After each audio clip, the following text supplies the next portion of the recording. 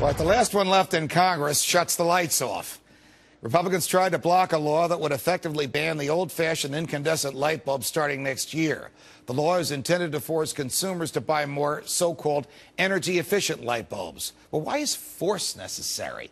Because so far consumers don't want these so-called green bulbs. Might consumers know something that the government doesn't? And if so, what else would be new? Joining me now is Atlas Foundation Senior Fellow and syndicated columnist and my good friend Deroy Murdock.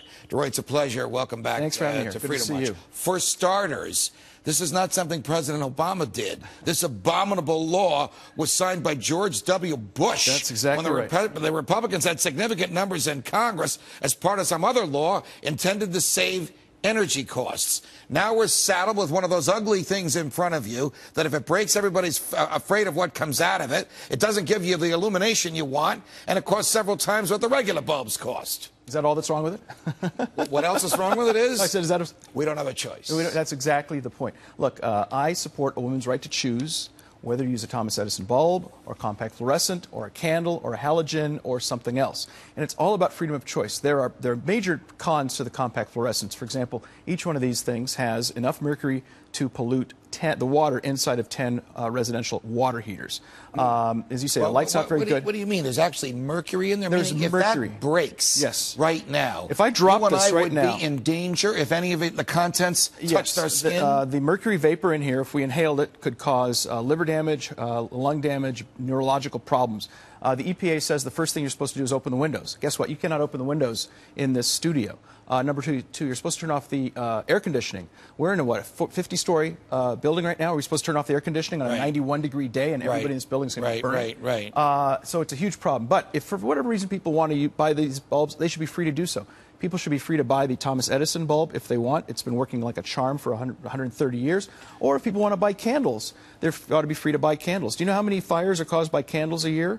About 15,000. You know how many people die in these fires caused by candles? 166. All right. This remains legal, and this is being taken away from us by the federal government. It seems to be a no-brainer perpetrated by the left, by the green folks, some of whom will have good ideas, some of whom are fanatics. George Bush bought it.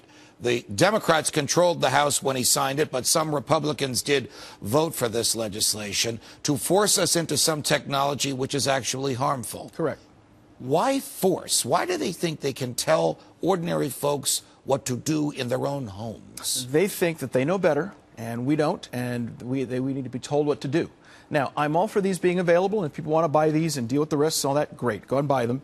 They cost more, about $4 or $6 for one of these versus about 80 cents for one of these. You know, and they're ugly as hell. I mean, who would want that in their home? They're also very slow to light. You turn these on, you got to wait for them to light up. They've come up now with a roughly 95-watt LED bulb, which does not have mercury. You can drop it on the floor, no problem. Only thing is it costs $70. Very expensive. Now, if you're a low-income person and you think, oh, my bulb burned out, I got to spend $70 to replace it, that's crazy. All right, we have just a few seconds left. What are the chances that we're going to have the same freedoms that our parents and grandparents had to buy Edison's bulb? I think diminishing daily. And look, I think people should have freedom of choice. You ought to be able to do it. Again, I support a woman's right to choose whether to use a candle, an Edison bulb, or a compact fluorescent. Let us choose, let us decide, and we're adults. Let us make these decisions on our own. And President Obama's in favor of the same crazy thing that President Bush was. He has said that if the Congress votes to give us the light bulb freedom, then he will veto it and force us to buy these things. Deroy Murdock, it's a pleasure. Thank you for joining us. Thank you very much.